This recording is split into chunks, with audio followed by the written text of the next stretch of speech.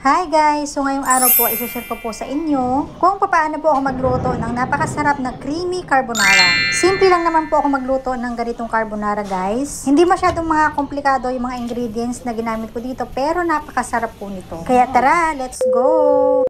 At dito nga po, umpisahan ko muna yung aking pagluluto sa paghihiwa ng maraming bawang. Gusto ko po talaga kapag nagluluto ng carbonara, ay marami akong hinihiwang bawang. So naghiwa na rin po ako dito ng sibuyas. At dahil nga po wala akong ham, ay gagamit na lang po ako dito ng hotdog. Pwede rin po kayong gumamit dito ng sausage. Pero kung wala po kayong hotdog or ham, pwedeng wala na. Basta meron po kayo ditong breast chicken, ay pwede na po ito. Masarap na rin po ito guys. Ayan, bali yung hiwa ko nga po pala na ginawa dito ay ganitong size lamang. At gagamit nga rin po pala ako dito ng egg yolk para mas masarap at mas creamy yung aking carbonara sauce. Bali ito nga po pala yung aking gagamitin carbonara sauce. And as usual, nabili ko lang din po ito sa supermarket dito sa Malaysia. At ito nga po, kapag nagluluto ako ng carbonara ay hindi po ako dito gumagamit ng mantika. Kapag nagigisa po ako dito guys ay purong butter lang po talaga para mas masarap. So ginisa ko na nga rin po pala dito ang bawang, sibuyas. At nung nangangamoy na nga po yung bawang at sibuyas ay igigisa ko na rin po dito yung mga breast chicken. Bali ito-toast ko lang din po ito ng konti para mas masarap. Gusto ko po kasi sa breast chicken ay yung luto-luto po talaga. Kapag luto na po yung chicken, abay syempre isusunod na po natin dito igigisa yung mga hotdogs.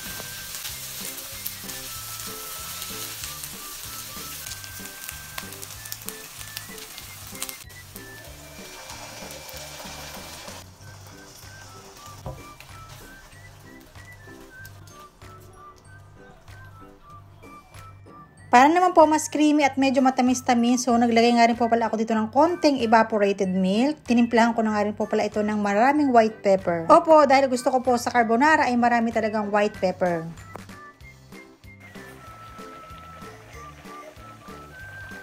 Ready na po yung ating sauce, kaya naman ito, luto na rin po yung aking pasta. Kaya naman ito, wag na tayo magpatumpik-tumpik pa, mag-plating na tayo at nang makakain na. Ito po yung kagandahan kapag tayo yung nagluto ng ating paboritong carbonara kasi makukuha na natin yung lasa na gusto natin, makakatipid na tayo at syempre hindi pa natin titipirin ito sa sauce. So nagtopping na nga rin po pala ako dito ng dried parsley. So hindi na po ako dito naglagay ng cheese kasi masarap na po yung ating carbonara sauce. At ito na nga po, kain na tayo. Magluto ka na rin po ng carbonara, napakadaling gawin, masarap at syempre kahit sino po ay magugustuhan. Pwedeng pang merienda at syempre pwede rin po ito sa hangdaan, kaya naman magluto ka na.